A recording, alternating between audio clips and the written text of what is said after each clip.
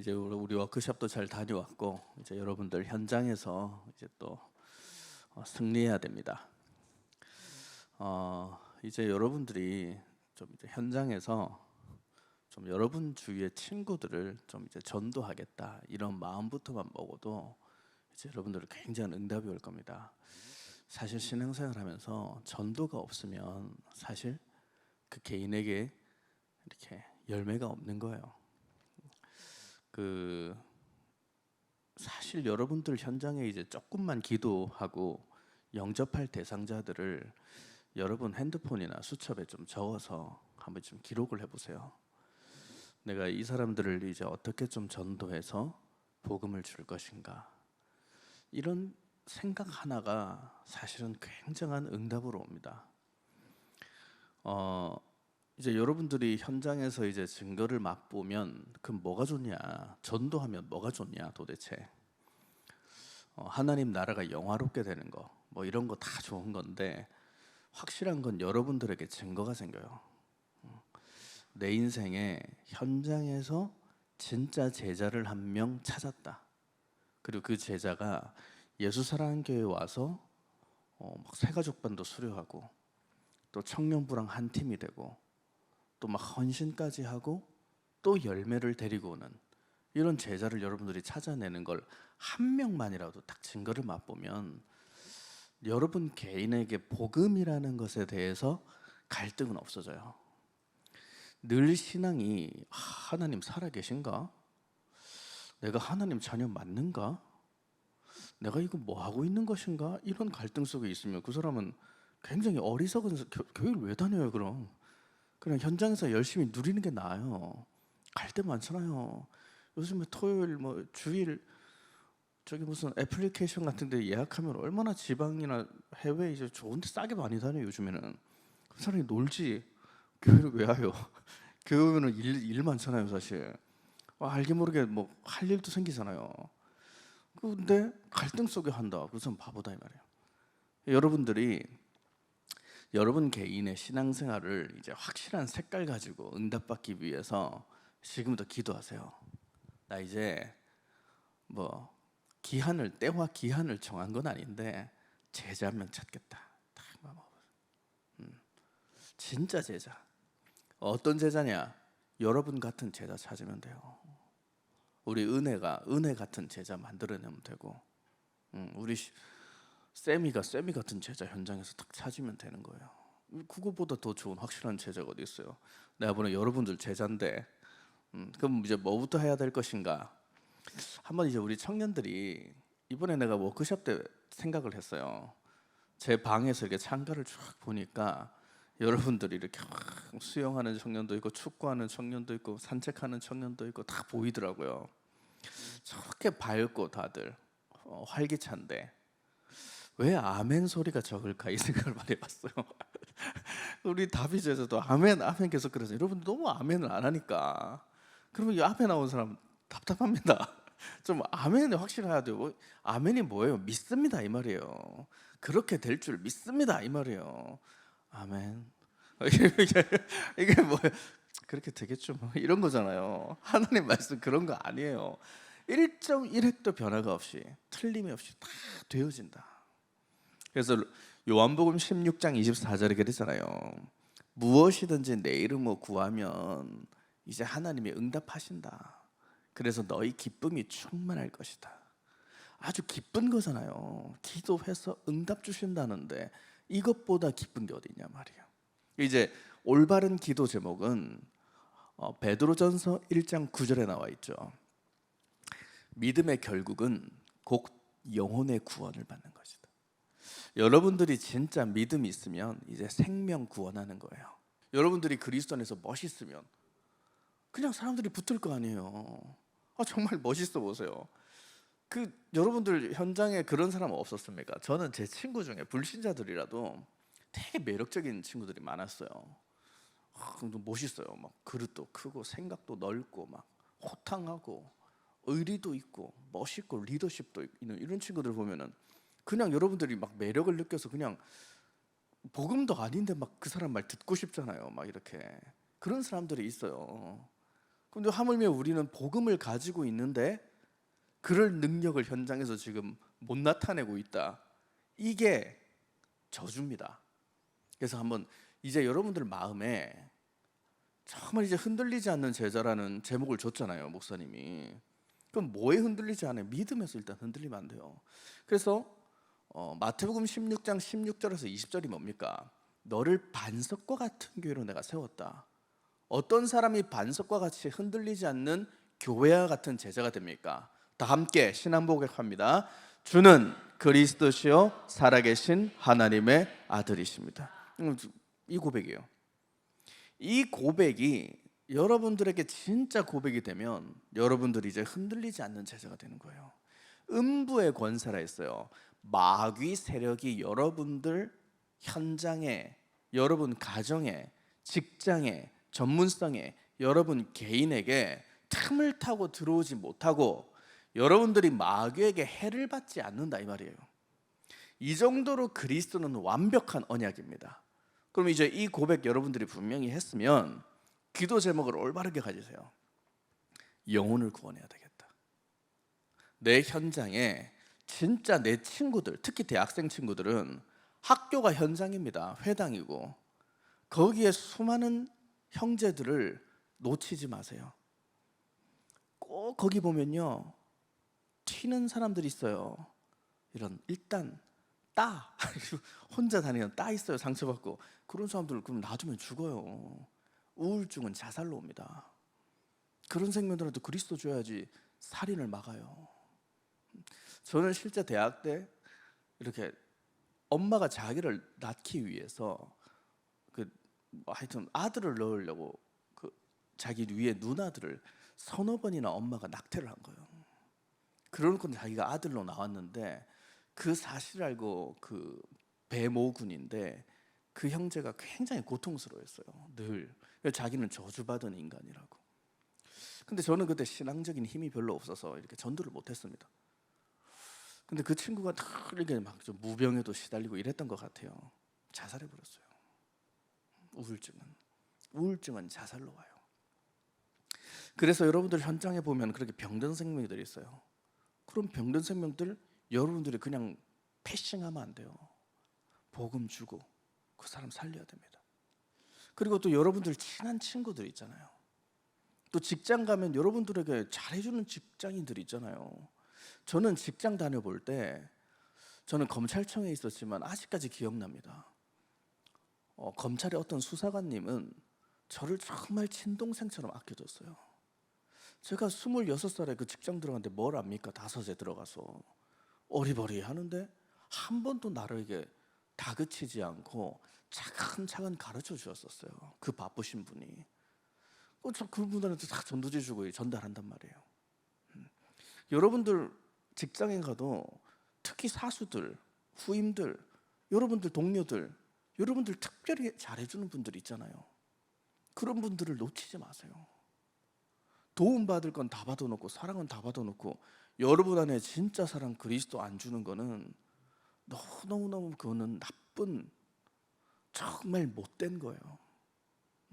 나만 그리스도 만나서 행복하고 남은 지옥 가든 말든 관계없다. 이것보다 무서운 생각 어디 있어요? 저는 90년대생이 온다고 할 때 90년대생은 도대체 뭘까? 이런 생각 많이 했었어요. 그리고 이제는 00년생들이 왔잖아요. 심지어 이제 이제 나중에 10년생들도 오겠죠. 도대체 이 애들은 뭘까? 도대체. 저는 근데 하나는 알아요. 갈수록 애들이 로봇 같아요. 사실은 로봇이에요. 로봇. 요즘 애들은 이게 주입된 대로 투입 산출밖에 안 돼요. 들어간 것만 나와요. 응용이 안 되고 그거에 대한 생각이 창의력이 없다는 걸 알았어요. 왜 그러냐? 개인화되어 있어서 그래요. 개인주의예요. 개인주의. 마리주와 개인주의지 이기주의입니다. 복음은 이기주의가 아니에요. 남에게 그리스도를 전달해주고 착한 일을 행하는 게 복음입니다. 여러분 재산을 팔아서 도와라 했습니까? 여러분들 가서 그 집 가서 파출부 사라줘라 했습니까? 여러분 안에 있는 좋은 거, 그리스도의 언약을 말해줘라 이 말이에요. 그것만 하면 돼요. 근데 마귀는 굉장히 두려움으로 오거든요. 그래서 복음 전하면 저 사람하고 나하고 관계가 단절될까 이런 두려움 와요. 내가 어떻게 들어간 직장인데 내가 괜히 그리스도 말했다가 왕따 되는 거 아닐까 이런 두려움하고 와요. 응? 그리고 막 특별한 현장 같은데, 독특한 현장 같은데 있는 분들은 그리스도 잘못 말했다가 매장당할 수도 있잖아요. 예. 실제로 막 TV 같은 거 보면, 인터넷 보면 괜히 종교 얘기했다가 매장당한 연예인도 많잖아요, 사실은. 그럼 막 두려움이 오잖아요. 과연 하나님이 우리를 복음 운동 시켜놓고 그렇게 망하게 하실까? 생각해보면 하나님 그런 분 아니에요. 살아계셔요. 하나님은 진짜 살아계신다. 그래서 오늘은 딱 하나만 기억하세요. 믿음의 결국은 영혼의 구원이다. 여러분들 찬양도 하잖아요. 찬양 왜 합니까? 생명 운동 때문에 하는 거죠. 여러분 직장 왜 다녀요? 돈 왜 벌어요? 돈 벌고 생계 때문에 가는 건 불신자들이 하는 겁니다. 근데 우리도 생계가 필요하지만 그 넘어서 초월하는 게 있잖아요. 현장을 살리려고 하는 겁니다. 그러면 여러분들이 을이 아니에요. 갑이지. 여러분들이 갑이 돼야 돼요. 왜 을로 살아요? 하나님 자녀가 이 세상 천지 만물을 다스릴 수 있는 권세를 가지고 있는데, 그러면 잘리면 어떻게 해요? 잘려도 돼요. 하나님은 더 좋은 곳으로 인도하세요. 그리고 여러분들 학교, 학생들, 대학이라는 현장을 나에게 주었다. 그러면 저를 좀 초대해 주셔야 돼요. 내가 가도 시간 안 돼요 이러면 안 돼요, 여러분. 나 엄청 상처돼요 그때마다. 목사님 좀 바빠서 안 돼요. 그래. 내 차 돌릴 때 얼마나 마음이 상처되는데, 그게 그 패싱 당한 거죠 여러분한테. 나 패싱하면, 아니 어떻게 담당 목사를 패싱해요?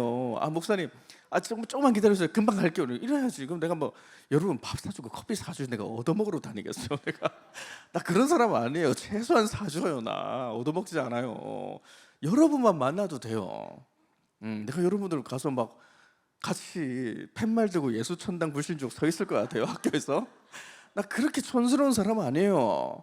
거기 가서 최소한 스타벅스 최하 폴바셋 정도 커피 먹으면서 포럼하지. 나 그 편의점 자판기 막 이런 커피 먹고 안 해요.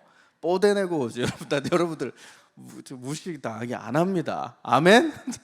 정말 좀 날 좀 믿어주세요 여러분. 내가 뭐 여러분 괴롭히러 가려는 것도 아니고 정말 간절해야 돼요. 왜 목사님 안 오세요? 막 이래야 된다니까. 나한테 누가 그랬어요? 왜 목사님 저희 현장에 안 오세요? 이래요 누가. 나 정말 갔어요. 그게 북한뿐이에요 지금. 북한뿐은 지금 나보고 와달라고 그렇게 소리를 지르는데, 여러분처럼 이 좋은 인프라에, 플랫폼에 지금 전도운동 할 수 있는 사람이 나를 실업자로 만들면 어떠겠어요? 그래서 여러분들 정말 전도운동 합시다. 흔들리지 마세요. 그러면 여러분들이 현장에서 제자를 찾아서 여러분 같은 제자로 여러분들이 살려내잖아요. 그것보다 큰 축복이 없다니까. 그것보다 재밌는 게 없다니까. 만약 여러분 현장에서 여러분이랑 정말 마음 통하는 제자가 한 명 세워져 봐요. 그 사람 사업도 돼요. 사실은 사업가가 왜 망하냐? 자기의 마음을 진짜로 알고 자기를 보호해주는 동역자 한 명이 없는 거예요. 어떤 직장이든. 왜 연예인들이 전부 다 이상한 거에 걸려가지고 고소당해서 넘어지냐? 정말 자신을 보호해주는 동역자 한 명만 있어 보세요. 정말 기도 속에 함께하는 제자가 세워져 봐요. 안 망합니다. 안 망해. 너무 재밌는 거예요. 현장이. 이제 그런 응답을 누리시기를 축복합니다. 여러분들은 전도 제자예요. 절대 착각하지 마세요. 일하고 입고 먹고 마시고 그렇게 살다가 가는 거 아닙니다. 전도 제자. 자, 한번 옆에 분하고 인사합시다. 당신은 전도 제자입니다. 한번 이제 성경 구절 띄워보세요. 예레미야서 1장 5절을 한번 띄워보시길 축복합니다. 자, 한번 읽어봅시다. 시작. 내가 너를 모태에 짓기 전에 너를 알았고 네가 배에서 나오기 전에 너를 성별하였고 너를 여러 나라의 선지자로 세웠노라 하시니로. 결론이 뭡니까? 모태 짓기 전에, 그러니까 여러분 태어나기도 전에 최초의 과거에서부터 선택됐다 이 말이에요. 예정됐어요. 그래서 복음이라는 건 예정입니다. 여러분들은 계획됐다. 엄마 아빠가 사랑해서 낳은 게 아니라 이 말이에요. 하나님이 선택했다 이미. 왜? 열방을 살릴 선지자로 세웠다. 전도자로 세웠다. 여러분들 뽑은 나라 우리 한번 말해 봅시다. 정하자면 어디예요? 뽑은 나라? 응? 스위스? 스와질랜드? 그래? 우리 다비는 미국. 나한테 맨날 미국 가고 싶던데 저는 미국 뽑았잖아요. 윤호는 뭐 뽑았어요? 핀란드? 이라크? 이란. 요셉이랑 가. 요셉이랑 가면 되겠네. 저는 중앙 아프리카 공화국을 뽑았거든요. 세상에서 제일 위험한 나라래요. 들어가지도 못하고 들어가면 죽는데요. 나를 순교자로 세웠구나. 여러분 나보다 훨씬 좋은 나라 뽑았잖아요. 지금 콩고 제자들이 저한테 뭐라는 줄 알아요? 중앙 아프리카 공화국이요? 이러 나한테. 자기들도 못 들어가는 나라래요. 무서워서. 나 이제 순교로 갈 테니까. 여러분들 뭐 보세요. 미국 뭐라고 스와질랜드 다 세련된 나라 아니에요. 기도하세요. 이제 237 나라 한 나라라도 내가 살리겠다. 그러면 여러분 현장에서 그런 제자 진짜 한 명 만납니다. 진짜 만난다니까. 진짜 기도하면 전달이 된다는 걸 알았어요. 복음이 그 사람이 이제 예정된 자면 들을 것이고 예정되지 않은 자면 못 들을 텐데 여러분들이 정말 기도하면 만남은 와요. 그러니까 바울도 아그리빠 왕 앞에 서잖아요. 바울도 가이사 앞에 서라 해서 로마까지 가지 않습니까? 뭐 그들이 영접해서 전도 제자의 길을 갔습니까? 그거 아니잖아요. 복음 줬단 말이에요. 사명. 여러분들이 정말로 전도해야 되겠다. 이 마음 하나만 품어도 예레미야서 1장 5절의 말씀이 성취되는 거예요. 너는 돈 벌려고 돈 벌어서 입고 먹고 마시는 거 고민하다 가는 인생 아니다. 훨씬 가치 있고 의미 있고 위대한 일을 해야 된다. 그게 복음 전도 제자의 길입니다. 그래서 여러분들이 예수 그리스도에 대해서 얼마나 은혜가 있는지 한번 보세요. 인간은 완전 타락이에요. 창세기 3장에 인간은 타락했다 이 말이에요. 타락. 그때부터 이제 생각대로 입고 먹고 마시는 게 집중되는 거예요. 그 중독도 일어나고 살인도 일어나고 탐욕과 시기와 음란도 일어나고 부정과 부패도 일어납니다. 인간은 전적인 타락인데 여기서 완전 죽을 수밖에 없는 나를 하나님이 영원한 과거에서부터 나를 선택했다 이 말이에요. 그래서 로마서 8장 29절을 한번 봅시다. 하나님이 미리 아신 자들을 또한 그 아들의 형상을 본받게 하기 위하여 미리 정하셨으니 이는 그로 많은 형제 중에서 맏아들이 되게 하려 하심이라. 그 다음 또 미리 정하신 그들을 또한 부르시고 부르신 그들을 또한 의롭다 하시고 의롭다 하신 그들을 또한 영화롭게 하셨느니라. 여러분 선택했다 이 말이에요. 무조건적으로 선택해버렸다. 내 의지와도 관계없이 영세전부터 선택됐다. 이게 은혜 아닙니까? 그리고 선택된 자들을 위해서 그리스도가 죽어야 된다고 하나님이 선택하신 거예요. 너를 타락한 너, 그런데 네가 인간은 타락했지만 너는 선택됐기 때문에 내가 부른 것이다. 그래서 너를 위해 내가 죽는 것이다. 그 선택된 자들을 위해 죽는 거예요. 그 여러분들이 그냥 복불복으로 복음 만난 게 아니라니까요.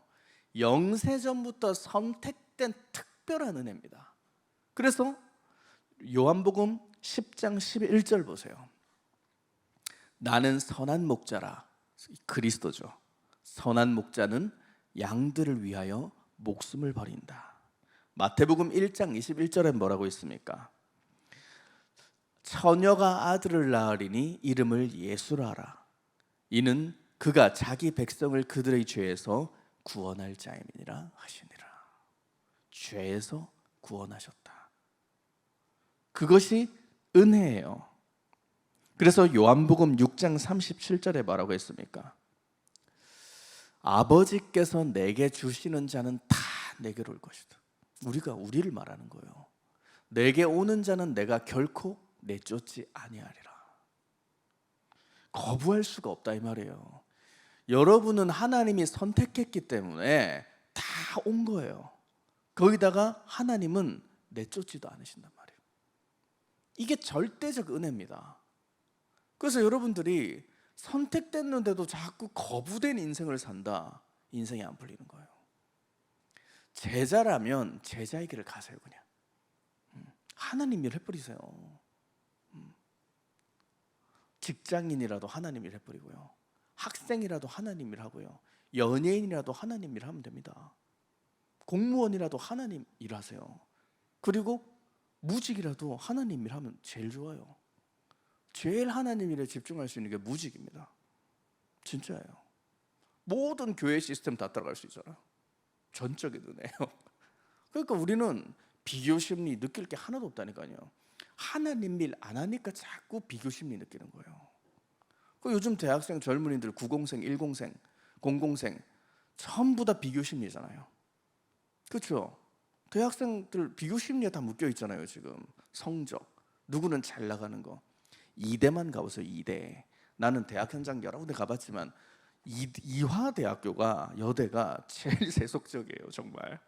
이대 안에는 컴플렉스도 굉장히 크게 잘 돼 있잖아요. 그러니까 애들이 이런 명품 사첼백 같은 거, 이런 거, 버킷백 같은 거 안 매면 못 다니겠더라고. 비교 심리에 쌓여가지고. 그거 다 정신문제 옵니다. 그거 그렇게 해가지고는. 그래서 너의 벗었음이 두려워 숨었나이다. 마귀 전략 아닙니까?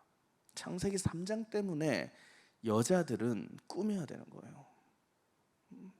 사실 안 꾸며도 복음 있으면 예쁘고 빛나거든요. 근데 늘 세속적인 사람들하고 부딪혀 보세요. 힘들어요. 시달리고. 남자들 보세요. 술집 가서 남자들 얘기하는 거 들어보세요. 뭔 얘기하는가? 아마 여러분들은 뭐 요즘에 뭐 소주도 먹는 친구들 거의 없고, 내가 보니까 술도 못 먹잖아요, 여러분들은. 근데 저 또래 사람들만 해도 얘기들은 못 들어줍니다. 여기 정말 못 들어줘요. 수준 낮아가지고. 저질 중에 그런 쌍저질은 처음 봤어요. 내가 못 들어줄 얘기하고 다녀요. 남자들 수준이. 그런 데 노출돼가지고 살아봐요. 과연 이게 정상적으로 살 수 있는지. 그래서 여러분들은 은혜란 말이에요. 선택돼가지고 여러분들이 거부해도 어쩔 수 없어요. 무조건이란 말이에요. 이게 얼마나 대단한 일입니까? 난 하나님 자녀 안 할래요. 그래도 어쩔 수가 없어요. 끝났다. 이런 거예요. 한 번 들어온 건 쉬워도 나갈 수는 없다. 이런 거. 조폭들도 이런 거잖아요. 넌 내 조직원이야. 이제 못 나가 끝나는 거란 말이에요. 우리도 하나님 자녀로 선택됐으면 그냥 안 돼요. 그냥 포기하세요. 여러분들. 자꾸 복음 따라가면서도 세속적인 뭔가를 자꾸 해야 되겠어. 뭐 이런 거 됩니까? 내가 보니까 안 돼서 다 왔지. 됐으면 여기 안 왔어. 안 되니까 오는 거예요. 조금 해봐요. 공허함 받고 와버리고. 쇼핑 해보세요. 쇼핑이 나쁜 거 아닌데 쇼핑 중독돼 보세요. 얼마나 공허한데요. 해외여행, 제가 아는 사람 80개국 다닌 사람도 있어요. 해외여행 공허해서 다녔다요. 공허해서. 나는 우리 답이 미국 갔다 올 때 얘기 되게 재밌게 들었거든. 미국 자기가 자신을 좀 진단하러 갔다고 하는데 난 되게 재밌게 들었거든요. 사실 다비 같은 케이스도 이렇게 좀 뭐라 해야 되냐면은 옷 한 벌 없이 돌아다닐 수 있는 친구인데 쟤는 그냥 그냥 저기 야생성이 좀 있어. 야생과 같은. 근데 거기서 엄청 고생을 하고 온 거야. 근데 세상 사람들은 그걸 선택해서 간다니까요. 진짜로. 그냥 어떤 사람들은요, 돈 한 푼 없이 그냥 가가지고 일하면서 돌아다니는 사람도 있어요. 공허해가지고. 그래서 여행도 중독이에요. 스쿠버 같은 거 하러 세계 여행 다니는 사람이 있어요. 그게 다 중독입니다. 왜? 이 세상을 잊고 싶어서 바닷속 세상으로 들어가요. 이렇게 그거 들어오면 새로운 세상이 보인다는 거죠. 다 중독이란 말이에요. 중독. 도박하는 사람들 보세요. 도박이에요. 그냥 그거 하면서 쾌락을 느낀다니까. 공허해요. 안 풀려요. 여러분 영혼은. 그래서 요한 3서 1장 2절에 뭐라고 했습니까? 사랑하는 자여, 내 영혼이 잘된 같이 범사가 잘되고 강건해지는 것이다. 여러분들에게서 예배 때 결론 내려버려요. 그러면 영혼이 잘 돼요. 범사가 풀린다. 인간은요, 영적 문제 해결 안 하잖아요. 완전히 무너져요. 인생이 남들 이상한 점으로 봐주는데 자기 인생은 감옥 가버린다니까요. 영이 그런 식으로 잘 되는 게 아니고 예배 속에서 여러분들이 그리스도를 담아야 풀리는 거예요. 그래서 여러분의 인생 성공하려면 예배밖에 없단 말이에요. 하나님이 주신 이 거부도 못하는 무조건적인 은혜에는 여러분들이 예배 속에만 집중하면 이제 영원한 보장을 받습니다. 로마서 8장 29절을 한번 보겠습니다. 하나님이 미리 아신 자 여러분들이죠. 또한 그 아들의 형상을 본받게 하기 위하여 미리 정하셨으니 이는 그로 말른 형제 중에서 맏아들이 되게 하려 하심이니라. 여러분입니다. 그 다음 또 미리 정하신 그들을 또한 부르시고 부르신 그들을 또한 의롭다 하시고 의롭다 하신 그들을 또한 영화롭게 하셨느니라. 여러분들을 하나님께서 완전히 보장하셨다. 여러분 미래를 완전히 책임지신다. 그래서 여러분들은 하나님의 절대적 은혜 속에 영원한 보장을 받은 줄을 믿습니다. 아멘. 그래서 여러분들이 이제 그리스도를 개인화만 하면 돼요. 이 전적인 그리스도의 은혜를 개인화란 말이에요. 보화라고 했습니다. 진주 중에 진주라고 했어요. 그리스도가. 여러분들이 소유해버리면 이제 좋은 것을 담는다 이 말이에요. 이 세상에서 좋은 건 그리스도밖에 없어요. 사실은 그리스도만 여러분 개인에게 담으면 여러분들에게 좋은 것이 담겨 있기 때문에 사람들이 구경하러 오는 거예요. 막 청담에 가면 요즘에는요, 청담 여러분은 안 가서 모르겠지만 저는 자주 가거든요. 청담 가면 스포츠카 같은 거 막 다녀요. 페라리부터 막 여러분 뭐 보지도 못한 차들 많아요. 그런 차 다니면 애들이 카메라 들고 막 찍어요. 이렇게 막 어디서 몰려가지고 카메라 찍으려고. 좋은 차를 보니까 사람들이 막 찍으려고 온다니까요. 여러분들 그렇게 살아란 말이 아니고 차만 타도 그 차 지나다니는 거 보려고 서 있는 애들이 있어요. 사진 찍어서 하려고 하는 애들이. 근데 우리가 그런 거랑 비교가 안 된다니까요. 그런 차들 침수되면 끝났잖아요. 이번에 강남 침수에 끝났잖아요. 예? 그럼 좋은 차는 뭐합니까? 진짜 좋은 차면 물에서도 떠야지. 다 가라앉은 거. 아니 그 5억짜리가 빠져보세요. 여러분 그 재산 그거 큰 손실이에요. 5억짜리 물에 빠져보세요. 우리 윤두영 사역자님도 차가 거의 빠지기 직전이었는데 하나님 은혜로 우회전으로 올라갔다잖아요. 빠지기 직전으로 올라갔다잖아요. 이 전적인 은혜단 말이에요. 다. 그럼 은혜가 없는 사람들은 빠져버리고 재산 그거 다 빚대는 거예요. 나중에. 근데 여러분들 그런 무가치하고 사실 영원성도 없지만 그런 것들은 여러분들은 진짜를 가지고 있단 말이에요. 진주, 보화. 이 그리스도가 창세기 3장 15절로 여러분 개인에게 개인화되어야 돼요. 여자의 후손이 뱀의 머리를 상하게 할 것이다. 내 운명적 저주가 끝났다. 이 결론 내려요. 창세기 6장 14절에 방주 지어요. 그리스도라는 방주를 나를 위해 지어서 들어가라 이 말이에요. 그러면 인도와 보호가 따라오게 돼 있다. 그렇죠? 그 다음에 출애굽기 3장 18절에 예수 그리스도의 피를 내 머리끝부터 발끝까지 발라라. 그러면 저주와 재앙이 유월될 것이다. 차 사면 사람들을 불신자들은 뭐 합니까? 막걸리 붓잖아요. 막걸리 사고 안 나게 막걸리 부어요. 우리는 피 바르세요. 예수 그리스도의 피를 바른다. 그러면 저주와 재앙이 유월된다니까요. 이사야 7장 14절에 임마누엘이다. 우리의 영혼 속에 그리스도와 함께하는 비밀을 누려라. 그러면 마태복음 16장 16절에 주는 그리스도시요 살아계신 하나님의 아들이십니다. 늘 이 고백을 해보세요. 제가 현장에서 만나는 우리 교회에 나오지 않는 권사님들 계시는데 그 권사님들 한 분한테 제가 그랬어요. 주는 그리스도시요 살아계신 하나님의 아들이십니다. 이 고백을 하루에 20번만 해보라 했어요. 좀 이렇게 현장에 문제가 어려움이 많으신 분인데 교회를 한 40년 다니신 분이에요.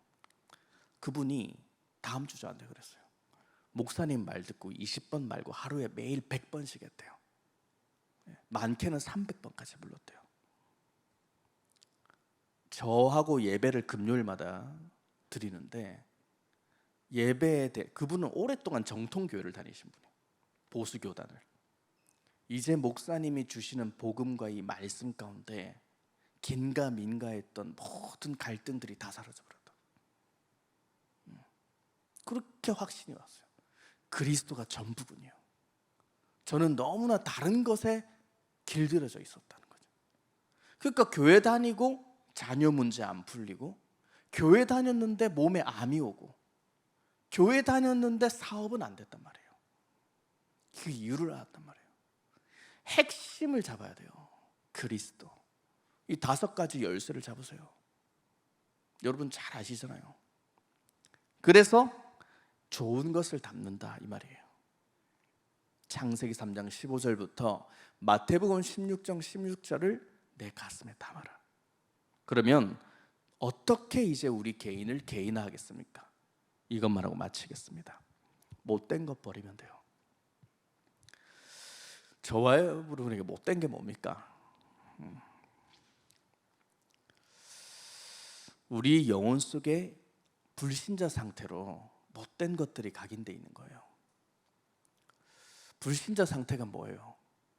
하나님 떠난 인간이 하나님이 아닌 다른 신을 섬기다가 정신과 육신의 불균형이 찾아오게 되고, 죽음이라는 영원한 후회 앞에 내 가족과 가정과 후대에게도 나와 같은 운명의 유산을 되물려준다. 이게 불신자 상태 6가지 아닙니까? 이 6가지 문제에서 인간은 사도행전 13장 10절이 돼버렸어요. 기준이 아주 강한 자가 돼버렸어요. 고집이 아주 강한 자가 돼버렸다니까요. 그래서 복음을 말해도 마음이 아주 딱딱해졌어요. 그래서 자기 속이 거짓과 악행이 가득한 자, 마귀의 자식, 의의 원수, 주의 바른 길을 굽게 가게 하기를 그치는 자가 되었다. 그치지 않게 하는 자가 되었단 말이에요. 복음을 대적하는 자가 되었다. 복음을 반역하는 자가 되었다. 그래서 사도행전 16장 16절에도 나와 있잖아요.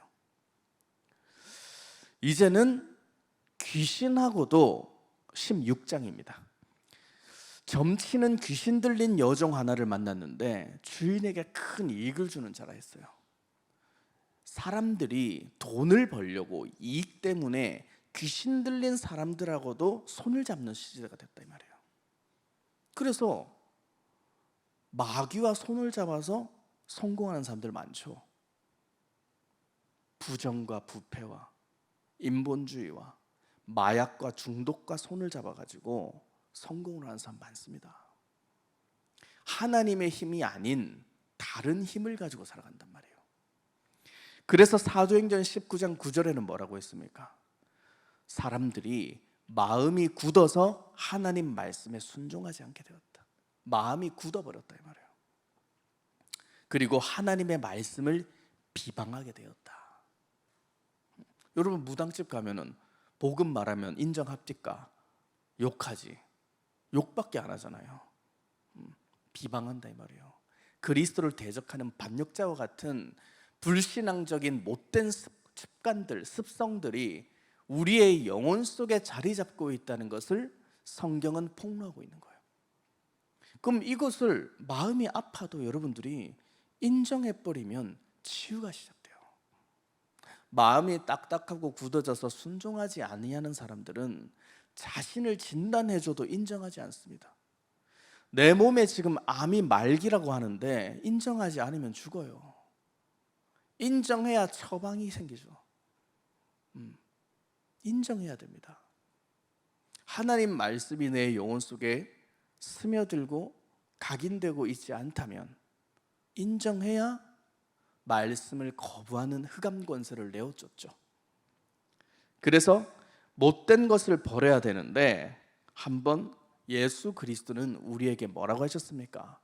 누가복음 9장 23절에 나를 따라오려거든 자기를 부인하고 날마다 자기의 십자가를 지고 나를 따를 것이라.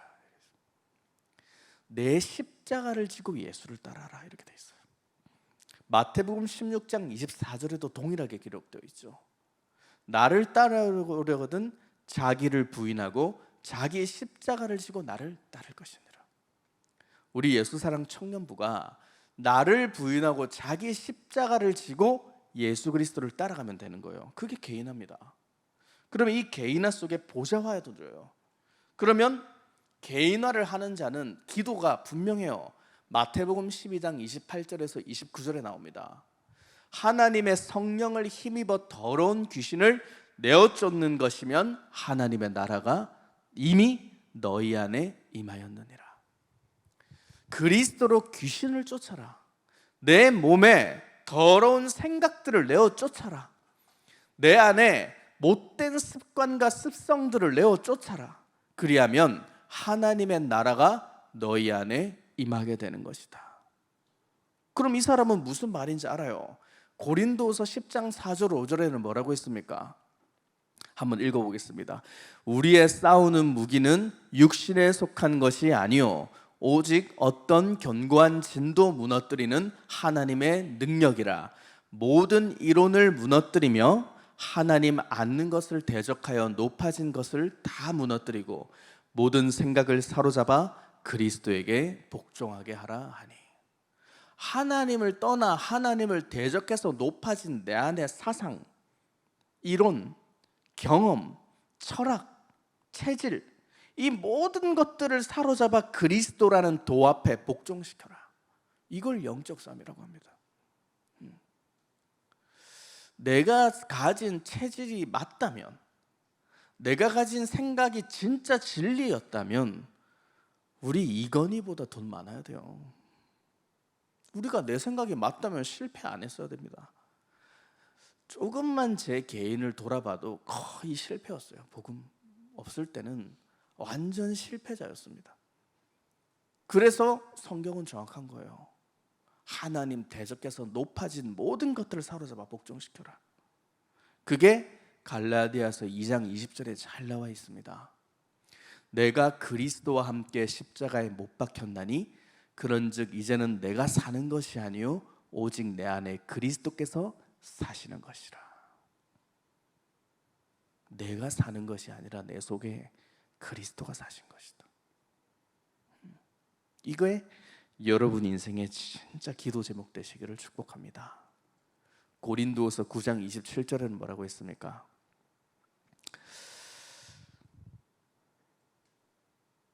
내가 내 몸을 쳐 복종함은 내가 남에게 전파한 후에 자신이 도리어 버림을 당할까 두려워함이라. 나를 쳐서 복종시키는 이유가 분명하잖아요. 고린도전서 15장 31절에도 나와 있어요. 내가 분명히 자랑하는데 나는 날마다 죽는 게 자랑이다. 참는 게 아니에요. 참는 게 아니라 내 속에 하나님의 일과 복음 앞에 반역을 일으키는 내 안에 틀린 자아를 나는 그리스도로 복종시켰다. 죽였다. 이게 신앙생활의 꽃입니다. 여러분이 이 부분만 깨닫고 실천하게 되면 100% 신앙생활 성공해요. 그리고 현장에서 최고의 영적 서밋이 되는 거예요. 이 부분이 약하거든요, 사람들은. 일도 다 하고 뭔가 다 하는 것 같은데 이 부분들이 안 돼요. 정말 나를 쳐서 복종시키는 게 안 돼요. 왜? 내 안에 자존심, 내 안에 시기와 질투, 내 안에 명예심, 하나님을 대적해서 높아진 나를 사랑하는 자아가 강한 거예요. 그래서 하나님 일을 하는 것 같은데 이 부분이 안 되면 하나님의 일에 쓰임받고 지속할 수 없습니다. 그래서 이 제목을 놓고 우리가 무엇하냐? 사도행전 1장 14절에 예수의 모친 마리아도 예외가 없이 전혀 다 더불어 마음을 같이하여 오직 기도에 힘썼다. 우리 청년들이 지금 하고 있는 타이밍이잖아요. 왜 기도합니까? 왜 우리가 다 마음을 같이하여 목사든 전도사든 임원단이든 리더든 찬양 리더든 뭐 성도든 아무 관계없이 우리가 다 계급장 떼고 왜 9시마다 기도합니까? 나를 죽이고 내 안에 그리스도가 살게 하려고. 이 부분을 지속했다. 결론이 옵니다. 그게 타이밍이에요. 반드시 기도하는 자에게는 하나님이 타이밍이란 걸 주신다. 하나님이 주시는 타이밍은 완벽해서 막을 수가 없어요. 사도행전 2장 1절에 성도들이 초대교회 성도들이 기도했을 때 오순절 날이 왔다 돼 있어요. 이 타이밍입니다. 능력 받는 날이 왔다. 성령의 충만함을 받는 날이 왔어요. 한번 봅시다. 창세기 39장 2절을 펴보세요. 요셉이 형들한테 죽을 뻔하고 팔려갔습니다. 여호와께서 요셉과 함께 하심으로 그가 형통한 자가 되어 보디발의 집에 갔다, 이 말이에요. 노예로 팔렸는데 여호와께서 요셉과 함께 하심으로 그가 형통한 자가 되었다. 저주받은 상황인데 하나님 보시기에는 형통한 자다. 그 다음 3절 보겠습니다. 창세기 39장 3절. 그의 주인이 여호와께서 그와 함께 하심을 보며, 요셉이 하나님과 함께 하시는 걸 보디발이 자꾸 봤다 이 말이에요. 여호와께서 요셉의 범사에 형통하게 하려 하심을 보았더라. 그 다음 요셉이 그의 주인에게 은혜를 입어 섬김에 그가 요셉을 최고 지배인으로 세웠다 이 말이에요. 가정 총무로 삼고 자기의 모든 전 재산을 요셉의 손에 맡겼다. 가장 인정하는 자가 됐다 이 말이에요. 그 다음 그가 요셉에게 자기의 집과 그의 모든 소유물을 주관하게 한 때부터 여호와께서 요셉을 위하여 그 애굽 사람의 집에 복을 내리심으로 여호와의 복이 그의 집과 밭에 있는 모든 소유에 미치느니라. 그 다음 주인이 그의 소유를 다 요셉의 손에 위탁하고 자기가 먹는 음식 외에는 간섭하지 아니하였더라. 요셉은 용모가 빼어나고 아름다웠더라. 이스라엘에서 가장 각광받는 인물이 요셉 아닙니까?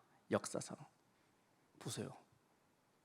이게 우리 예수사랑교회 청년부가 현장에서 나타내야 될 일입니다. 그냥 보니까 하나님 함께하는 게 느껴졌어요. 노예인데 채찍 이런 거 맞아야 되는데 쇠사슬 달고 다니 다 풀어주고 좋은 옷 입혀가지고 자기 재산 다 맡기고 간섭도 안 했다. 네 마음대로 다 해라. 이거 가지고 네가 출장 가든 뭐 사 먹든 네 마음대로 다 해라. 누구 월급 누굴 주고 안 주든 네 마음대로 다 해라. 다 맡겨버렸단 말이에요. 요셉이 뭐 아부 떨었습니까? 보디발한테 아부 떨었습니까? 뇌물 먹였습니까? 뭐 했습니까? 이간질로 살았습니까? 아니요. 하나님과 함께하는 것을 누렸어요. 그랬더니 요셉이 또 감옥소에 갑니다. 그리고 창세기 41장 38절이 찾아와요. 감옥을 나와서 바로 왕 앞에 서게 되죠. 그때 바로가 이런 말을 해요. 바로가 그의 신하들에게 이르되, 파라오예요. 바로가 이와 같이 하나님의 영에 감동된 자를 우리가 어찌 찾을 수 있겠느냐. 그 다음 요셉에게 이르되, 하나님이 이 모든 것을 내게 보이셨으니 너와 같이 명철하고 지혜 있는 자가 없도다. 그 다음 너는 내 집을 다스리라. 이게 이제 보디발 집이 아니에요. 파라오 왕의 왕궁이에요. 내 집을 다스리라. 감옥 속 갔다가 노예 간 사람한테 내 백성이 다 네 명령에 복종하리니 내가 너보다 높은 것은 내 왕좌뿐이니라. 그 다음 바로가 또 요셉에게 이르되 내가 너를 애굽 온 땅의 총리가 되게 하고, 다음 자기의 인장 반지를 빼어 요셉의 손에 끼우고 그에게 세마포의 옷을 입히고 금사슬을 목에 걸고 자기에게 있는 버금술에 그를 태우매 무리가 그의 앞에 소리 지르기를 엎드리라 하더라. 바로가 그에게 애굽 전국을 총리로 다스리게 하였더라. 자기랑 맞먹는 수레를 태우고 모든 백성들이 절하게 만들었단 말이에요. 자기 민족도 아니에요. 애굽 사람이고 요셉은 이스라엘 사람입니다. 속국 사람이에요. 이 모든 걸 다 져버렸단 말이에요. 아까 제가 그랬죠. 12가지 상태를 뽑아내고 내 몸의 주인을 바꾸는 거. 이 영적 싸움으로 나를 쳐서 복종시키면 하나님과 함께하는 요셉과 같이 형통한 자의 축복을 누린단 말이에요. 다 되어지잖아요. 그리고 시편 78편 72절을 펴보세요. 마음의 성실함과 손의 공교함으로 다윗이 훈련받았다 이 말이에요. 어릴 때부터 양을 치면서. 그런 다윗이 사무엘상 17장 45절에 나옵니다. 사무엘상 17장 45절. 다윗이 블레셋 사람에게, 한마디로 말해서 골리앗을 말합니다. 블레셋 사람은 다윗이 골리앗에게 이르되 너는 칼과 창과 단창으로 내게 오거니와 나는 만군의 여호와의 이름 곧 네가 모욕하는 이스라엘 군대의 하나님의 이름으로 내게 가노라. 어릴 때부터 예배와 말씀과 기도 속에 준비가 되었던 다윗은 인생의 타이밍이 와요. 블레셋 최고의 장수였던 골리앗을 소년 다윗이 해치워버리잖아요. 1대1로 맞다이를 깠다 이 말이에요. 근데 해치워버렸다 이 말이에요. 만군의 여호와 이름, 그리스도 이름 하나로 됐다. 이때부터 다윗은 이스라엘 최고의 장군이 됩니다. 그리고 사울의 사위가 되어서 이스라엘을 다스리는 왕이 됩니다. 타이밍이 오잖아요. 말씀과 기도와 전도가 오늘 있었던 다윗에게. 그리고 다니엘서 6장 10절을 한번 펴보십시오. 계속 제가 읽고 넘어가면 돼요. 다윗이 이 조서에 왕의 도장이 찍힌 것을 알고도, 무슨 말이냐, 다니엘은 늘 바벨론의 포로였습니다. 이스라엘이. 그 바빌론이란 나라의 포로였기 때문에 다니엘은 볼모예요.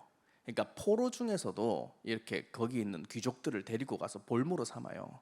한마디로 전쟁할 때 이게 우호의 뭔가 이런 상징 같은 거죠. 노예예요. 근데 볼모로 세워놨는데 너무 영민한 거예요. 다니엘이 하나님을 잘 섬기고 자기 방에서 예루살렘 쪽을 보면서 매일 하루에 3번씩 정식기도를 했어요. 그랬더니 밑에 간신들이 같은 총리들이 있었어요. 이렇게 다니엘과 함께 내신들이죠. 내각들. 이간한 거예요. 이방 사람인데다가 너무 사랑을 받으니까 죽이려고 작정을 한 거예요. 우리 바벨론은 왕만 섬겨야 되는, 다리오 왕만 섬겨야 되는데 다니엘은 자기 믿는 하나님을 섬깁니다. 그래서 지금부터 하나님 섬기고 왕을 섬기지 않는 자는 사자굴에 던진다는 조서를 써서 다리오 왕이 도장을 찍게 만들어요. 그래서 이제 찍은 상황이에요. 근데 그 조서를 다니엘이 봤어요. 왕의 도장이 찍힌 것을 알고도 자기 집에 돌아가서는 윗방에 올라가 예루살렘으로 향한 창문을 열고 전에 하던 대로 하루 3번씩 무릎을 꿇고 기도하며 그의 하나님께 감사하였더라. 다음, 그 무리들이 모여서 다니엘이 자기 하나님 앞에 기도하며 간구하는 것을 발견, 이제 들켰다. 이에 그들이 나아가서 왕의 금령에 관하여 왕께 아뢰되, 왕이여, 왕이 이미 금령에 왕의 도장을 찍어서 이제부터 30일 동안에는 누구든지 왕 외에 어떤 신에게나 사람에게 구하면 사자굴에 던져 넣기로 하지 아니하였나이까 하니, 왕이 대답하여 이르되, 이 일이 확실하니 메대와 바사의 고치지 못하는 규례니라 하는지라. 그들이 왕 앞에서 말하며 이르되, 왕이여, 사로잡혀온 유다 자손 중에 다니엘이 왕과 왕의 도장이 찍힌 금령을 존중하지 아니하고 하루에 3번씩 기도하나이다 하니, 왕이 이 말을 듣고 그로 말미암아 심히 근심하여, 다리오는 다니엘을 사랑했거든요. 다니엘을 구원하려고 마음을 쓰며 그를 건져내려고 힘을 하다가도 해가 질 때 일어나라. 그 무리들이 또 왕에게 이제 왕을 압박하는 거예요. 왕께 말하되, 왕이여, 메대와 바사의 규례를 아시거니와 왕께서 세우신 금령과 법도는 고치지 못할 것이니이다 하니, 이에 왕이 명령하여 다니엘을 끌어다가 사자굴에 던져 넣었는지라. 왕이 다니엘에게 이르되, 네가 항상 섬기는 너의 하나님이 널 구원하시리라 하니라. 이거 넘긴 거, 하나님이 널 구원하시겠지, 던져서. 그 다음, 이에 돌을 굴려다가 굴어기를 막으며, 굴도 막았어요, 사자 넣어놓고. 그의 도장과 귀족들이 도장으로 봉하였으니 이제 못 나오게 막아놔버렸다. 이는 다니엘에 대한 조치를 고치지 못하게 하려 함이니라. 이제 빼도 박도 못하게 만들어놨다. 왕이 궁에 돌아와 가서는 밤이 새도록 금식했다. 이제 왕이 미치겠는 거예요. 금식하고 그 앞에 오락을 다 그치고 잠도 안 잤다. 걱정이 돼가지고 후회해가지고 이튿날 왕이 새벽에 일어나 급히 사자굴로 가서 다니엘이 든 굴에 가까이 가서 이르러서 슬피 소리질러 다니엘에게 물었다. 살아계시는 하나님의 종 다니엘아, 네가 항상 섬기는 네 하나님이 사자들에게서 너를 능히 구원하셨느냐 하니라. 한마디로 살아있냐.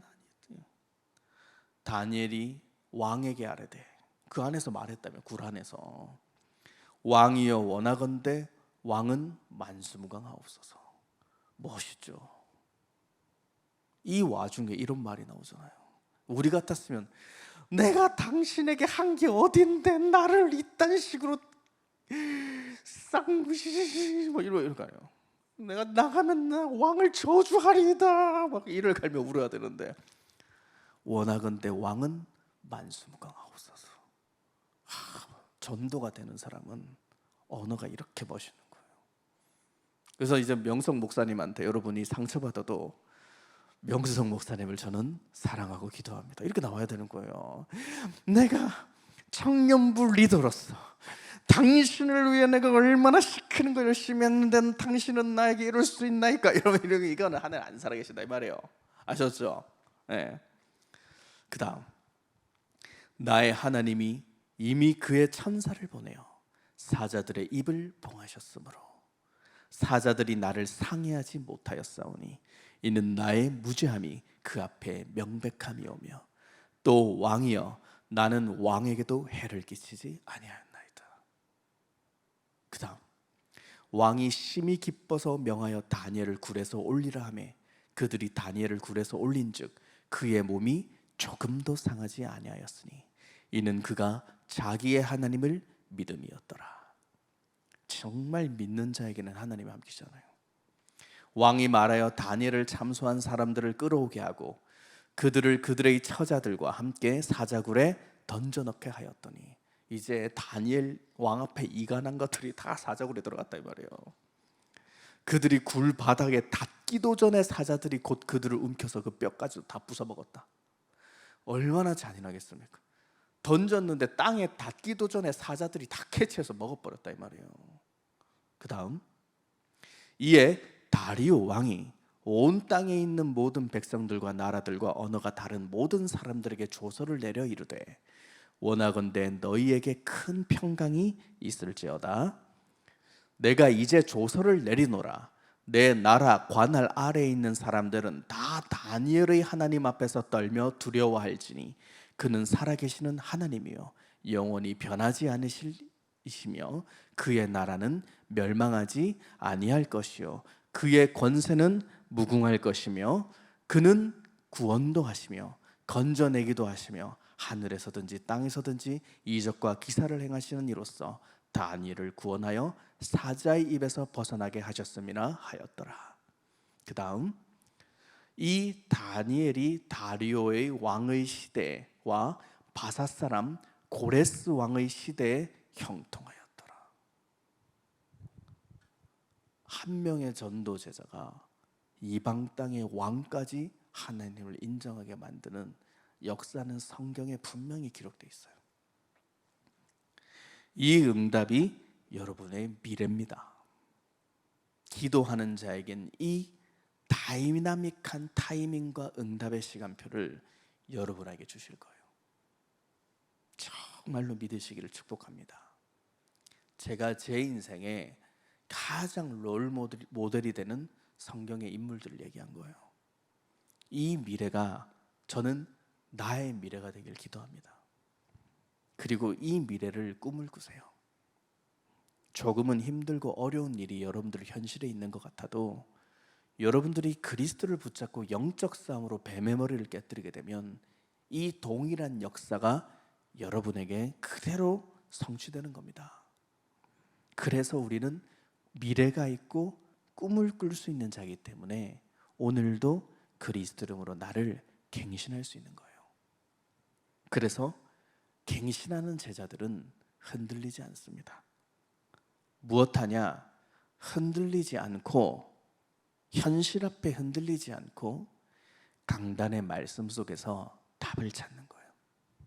말씀 속에 모든 응답들이 다 들어가 있다. 그래서 여러분들이 이 한 주간도 그리스도의 말씀 속으로 접속하는 그리스도의 제자의 축복을 누리기를 그리스도 이름으로 축복합니다. 하나님께 감사를 드립니다. 좋은 것은 담고 못된 것은 던져버리는 천국 비밀을 깨닫게 하시니 감사합니다. 우리의 몸에 그리스도가 개인화되도록 우리 청년부를 축복하여 주옵소서. 예수 그리스도 이름으로 기도합니다.